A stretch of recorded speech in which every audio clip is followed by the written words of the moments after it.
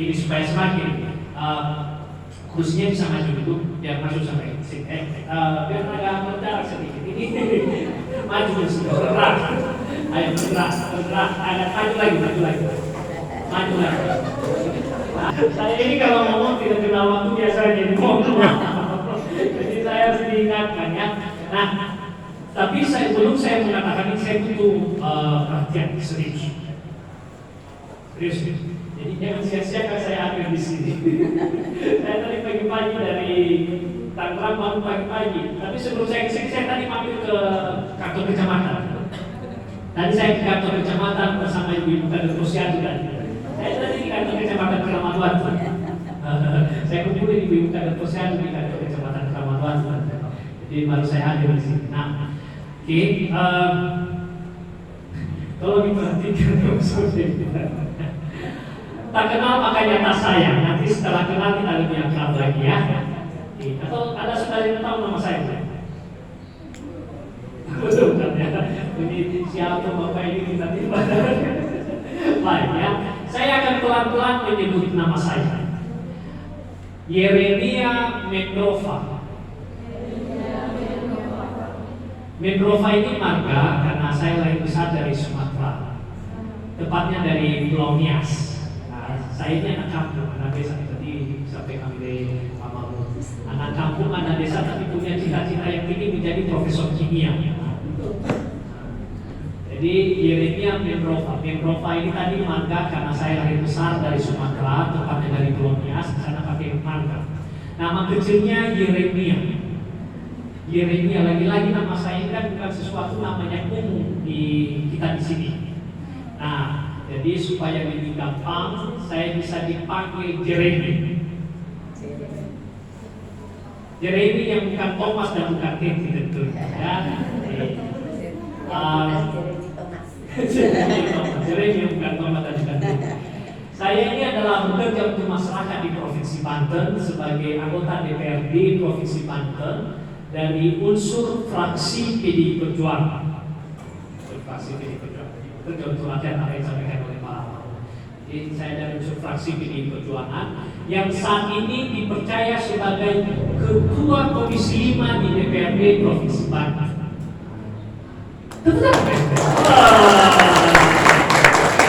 Tapi Komisi 5 ini kalau kita dengan apa ya? Apa ya? Komisi 5 ini DPRD itu apa ya? Ini DPRD, ini ada tulisannya DPRD. Nah, siapa yang sudah belajar PPKN? Semua sudah belajar PPKN. Nah, dalam sistem ketatanegaraan kita ada yang disebut dengan pemerintahan, ada pemerintahan pusat, kemudian ada pemerintahan daerah. Pemerintahan daerah ada dua level.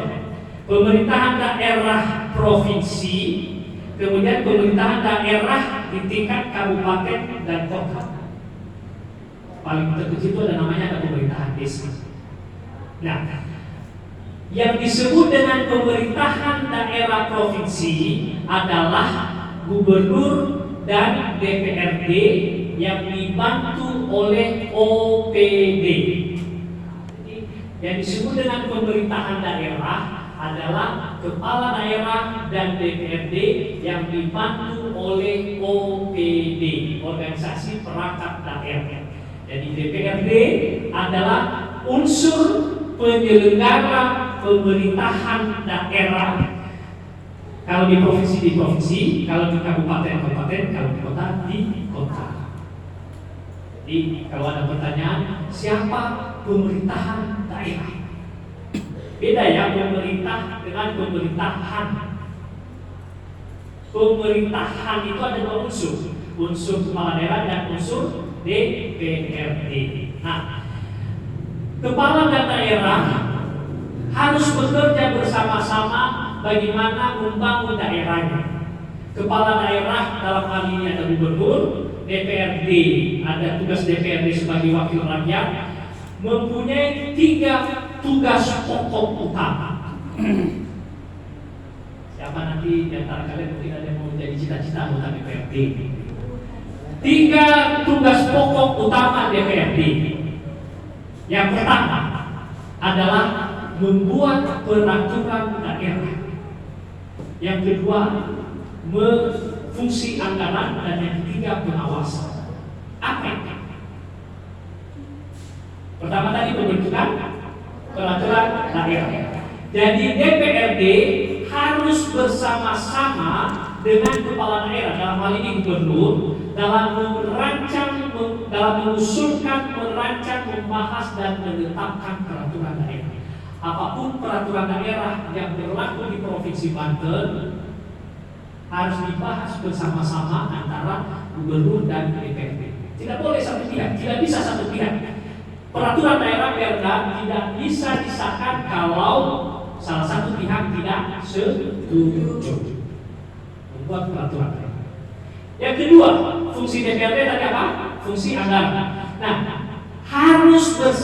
kepala daerah dan DPRD harus bersama-sama dalam membahas program-program pembangunan dan anggaran.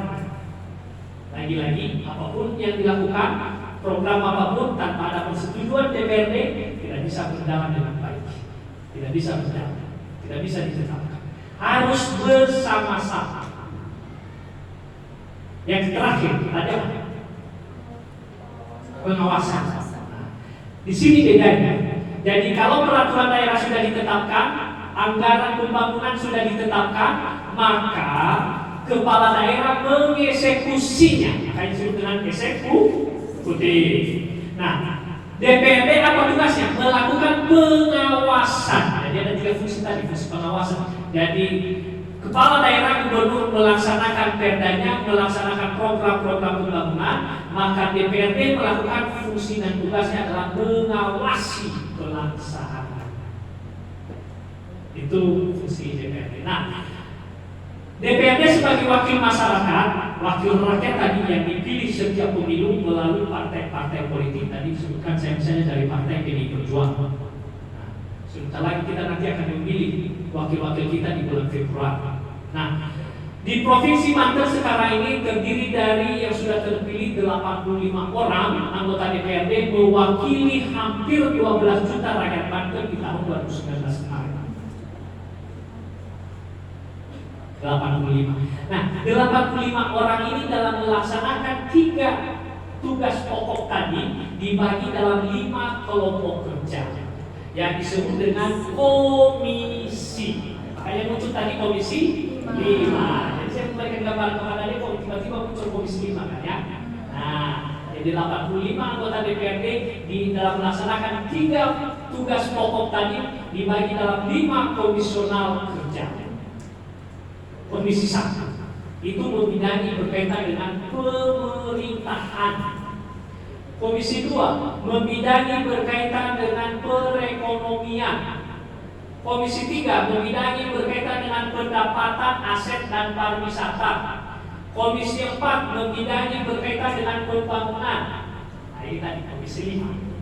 Komisi 5 membidangi berkaitan dengan kesejahteraan rakyat. Komisi 5 punya tugas bagaimana mengawal kesejahteraan masyarakat di Provinsi Banten. Saya tadi sebagai ketua Komisi 5 di DPRD Provinsi Banten punya tugas, punya tanggung jawab bagaimana mengawal kesejahteraan adik-adik semua. Karena adik-adik adalah rakyat Banten. Bilang sampaikan benar, saya adalah rakyat Banten. Saya adalah rakyat Banten. Saya adalah rakyat Banten. Bilang sama teman. Sampaikan kepada teman, saya adalah rakyat Banten. Sampaikan kepada teman, sampaikan saya adalah rakyat Banten. Ayo semangat, saya adalah rakyat Banten. Ayo, saya adalah rakyat Banten. Harus bangga, harus bangga sebagai masyarakat Banten, rakyat Banten, ya.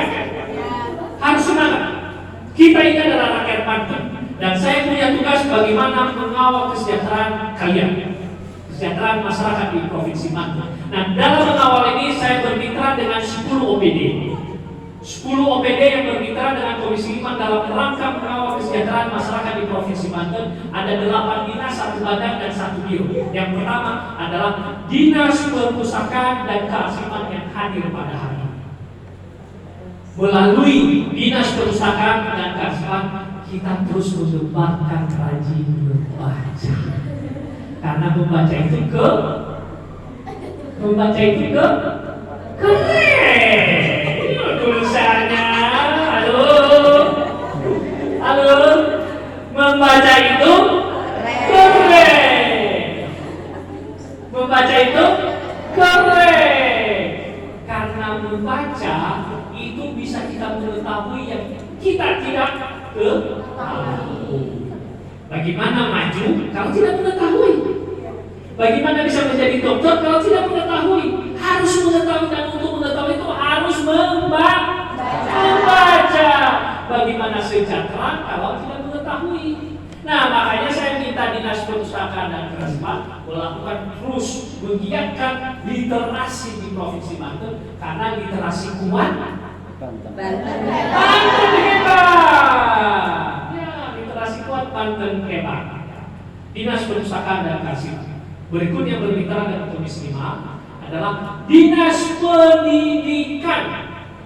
Loh, kalian ini di bawah pengawasan saya loh, ibu kepala sekolah di bawah pengawasan saya. Ingat tadi, saya melakukan tugas pengawasan. Salah satu mitra Komisi 5 itu adalah Dinas Pendidikan. Sekolah-sekolah itu ada di bawah Dinas Pendidikan. Jadi saya punya tugas, saya punya tanggung jawab untuk mengawasi semua sekolah-sekolah, termasuk kalian ini. Seperti ini. Dinas Pendidikan. Berikutnya Dinas Kesehatan. Makanya tadi pagi-pagi saya kumpulkan ibu kader-kader kesehatan di kantor kecamatan. Bagaimana terus kita menumbuh kembangkan ya pola hidup bersih dan sehat, supaya masyarakat Banten itu masyarakat yang unggul, sehat, dan sekarang cerdas. Jadi saya kalau pergi atau kalau kunjungan itu, saya tidak mau hanya satu lokasi. Saya ke sini ke Mama itu dengan hanya sia-sia bisa. Saya mau jauh-jauh, tapi harus saya mampir di tempat yang lain sehingga bisa bermanfaat. Ya. Dinas Kesehatan. Kemudian berikutnya adalah Dinas Pemberdayaan Perempuan, Perlindungan Anak, Kependudukan dan Keluarga Berencana. Halo. Ini harus serius mendengarkan saya, karena saya hadir di sini adalah dibiayai oleh APBD. APBD itu tadi berasal dari pendapatan. Pendapatan itu berasal dari pajak. Pajak itu dibayarkan oleh orang tua kalian. Jadi jangan sia-siakan saya hadir di sini. Kaos kalian ini itu kaos dari APBD. Ini kaos dibayar dari pajak. Ya, jangan sia-siakan ya. Nah, tadi melalui Dinas Pemberdayaan Perempuan, Perlindungan Anak dan Kependudukan Keluarga Berencana. Sekarang saya sedang membahas menyusun sebuah perda pengarusamaan gender. Jadi saya sedang merancang sebuah perda pengarusamaan gender yang tujuannya adalah bagaimana anggaran program pembangunan di Provinsi Banten ini adalah responsif terhadap gender, responsif terhadap perempuan. Saya senang ini yang hadir di sini adalah perempuan. Ya? Anak-anak perempuan punya hak, punya kesempatan, punya peluang yang sama. Tidak boleh dibeda-bedakan antara laki-laki sesuai dengan kontrak. Dan saya sedang mendorong anggaran di Provinsi Banten responsif terhadap perempuan dengan responsif terhadap gender dengan menyusun sebuah peraturan lain. Sedang dalam proses evaluasi Kemendagri, dan tahun ini saya targetkan untuk menjadi sebuah peraturan daerah di Provinsi Banten.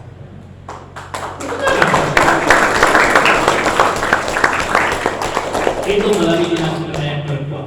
Kemudian kami bermitra dengan Dinas Pemberdayaan Masyarakat dan Desa. Kami bermitra dengan Dinas Pemuda dan Olahraga. Kami bermitra dengan Dinas Ketenagakerjaan. Nanti saya kasih tahu tentangnya Dinas Ketenagakerjaan. Kemudian kami bermitra dengan Dinas Sosial.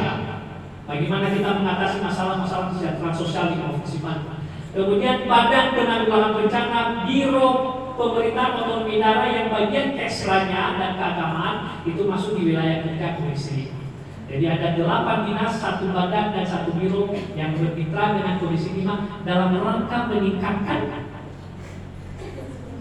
kesejahteraan saya. Ini yang kalian kesejahteraan kalian. Jadi saya ini punya tugas mengawal kesejahteraan kalian, bro. Nah, kesejahteraan, sejahtera, supaya ini bukan hanya di awang-awang, bukan hanya retorika, bahwa sesungguhnya sejahtera itu adalah mimpi, adalah cita-cita, adalah angan-angan para pendiri tokoh Provinsi Banten 23 tahun yang lalu ketika memisahkan diri dari Provinsi Jawa Barat. Tujuannya adalah bagaimana mewujudkan Banten yang maju, mandiri, sejahtera, berlandaskan iman dan takwa yang bisa adik-adik lihat di logo DPR, logo pemerintah Provinsi Banten. Ini logo Provinsi Banten. Pak Ibu kepala sekolah pasti memakai setiap saat baju seragam. Iya. Logo ini merepresentasikan apa yang mau saya katakan tadi, cita-cita, angan-angan, mimpi. Adalah bagaimana mewujudkan Banten yang maju, mandiri, sejahtera, berlandaskan iman dan takwa. Nah, dalam mewujudkan visi ini, maka ada dibuat misi. Salah satu misinya adalah mewujudkan masyarakat Banten yang sejahtera, berakhlak mulia, berbudaya tadi, sehat dan cerdas. Itu. Misi ini erat kaitannya dengan sumber daya manusia. Mewujudkan masyarakat Banten yang sejahtera, berakhlak mulia, berbudaya, sehat dan cerdas, erat kaitannya dengan manusia, sumber daya manusia. Siapa sumber daya manusia? Angkat tangan yang merasa dirinya sumber daya manusia di Provinsi Banten. Angkat tangan yang merasa dirinya sumber daya manusia di Provinsi Banten. Iya, harus berani dong.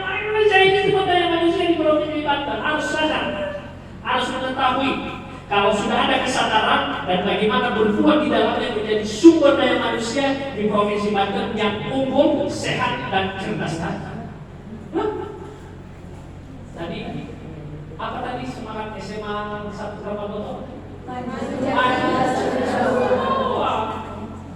Maju cerdas berwibawa karena kalian adalah sumber daya manusia di Provinsi Banten. Generasi penerus yang menerima estafet kepemimpinan.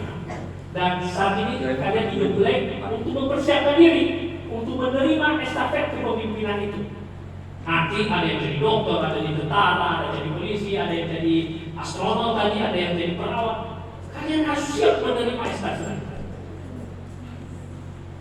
Tapi sekarang ini daya saing sumber daya manusia kita masih punya PR, masih rendah.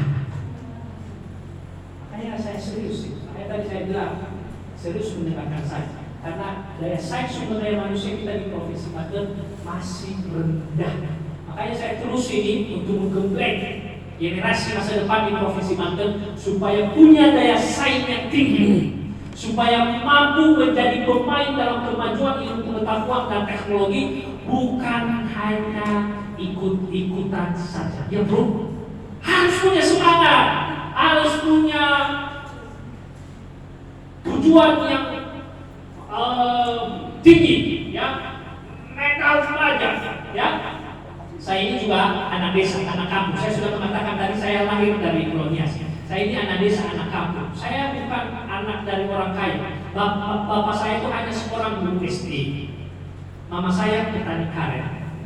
Kami 6 bersaudara. Saya anak ketiga dari 6 bersaudara. Dan ketika seusia kalian ini, kan sudah 15 tahun. Seusia kalian ini, saya masih pulang sekolah, lari ke kebun menyadap karet. Siapa yang menyadap karet? Enggak ada sih. Nah, saya ini waktu seusia kalian ini pulang sekolah masih lagi ke kebun menyadap karet. Digigit nyamuk, digigit irang, Iya, kira. Itu saya merasakan. Iya, macak. Tapi saya tanamkan dalam hati saya tanamkan dalam angan saya bahwa sewaktu-waktu saya menjadi orang sukses, menjadi profesor kimia yang disebut dengan Pak Mahmud tadi. Saya punya cita-cita tinggi, anak kampung, anak desa yang punya karet, setiap digigit nyamuk, saya bilang, ini kalian gigit, kalian bisa darahnya profesor kimia. Saya tanam, saya lari ke kebun, apalagi kalau bisa hujan-hujan. Karena kan, kalau menyadap karet pulang sekolah, jam 1 lari ke kebun menyadap karet. Berapa batang itu ada 100-500 batang. Setelah itu 2 jam kemudian, sejam kemudian itu lagi ngumpulin getah yang ditaruh di apa itu, di tengkuk kelapa, di batok kelapa. Karena ada yang mengatakan karet itu malu.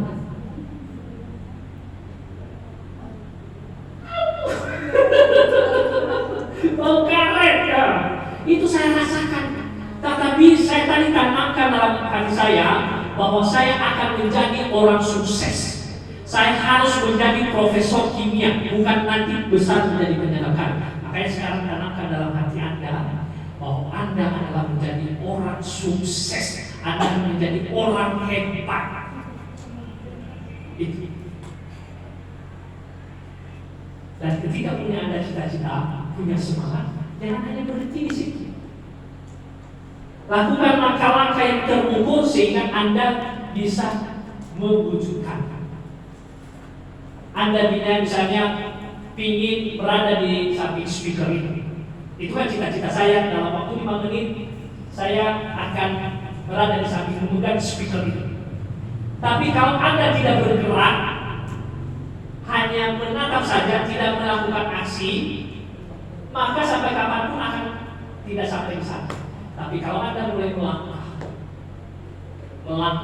walaupun misalnya tersandur dan jatuh, jangan diam, berdiri dan terus melangkah sesuai dengan kemampuan Anda. Kalau lebih cepat lebih bagus lagi.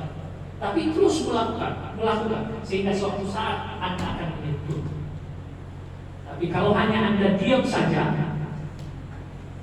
Anda tidak akan mencapai apa-apa. Setuju ya? Lakukan aksi untuk mencapai cita-cita. Apa yang saya lakukan? Saya belajar, membaca dan membaca. Hanya itu. Sehingga walaupun saat ini saya tidak menjadi profesor kimia, tapi saya seorang doktor di bidang ilmu ekonomi. Saya di DPRD sudah 2 periode dan ketua komisi 5 di DPRD Provinsi Banten. Dan ini yang sangat bisa. Dan kalian dari sini di Karena Waktu pasti bisa melebihi daripada saya. Setuju ya? Setuju ya? Ya boleh. Apa itu cita-cita? Kelas bangsa, kelas guru. Nah, kalau sudah punya dokter, kan berikutnya mau dokter apa? Dokter umum, dokter spesialis. Kemudian ketika mau jadi dokter, terus kamu harus lebih memperdalam keilmuan, ilmu apa, mata pelajaran apa. Dulu kalau saya jadi profesor kimia, saya itu paling suka belajar kimia, belajar fisika, belajar biologi, belajar matematika. Dan berlatih, hanya itu. Membaca. Kalau sesuatu yang diulang-ulang, sesuatu yang diingat lagi, maka akan tertanam di dalam hati dan pikiran. Sesuatu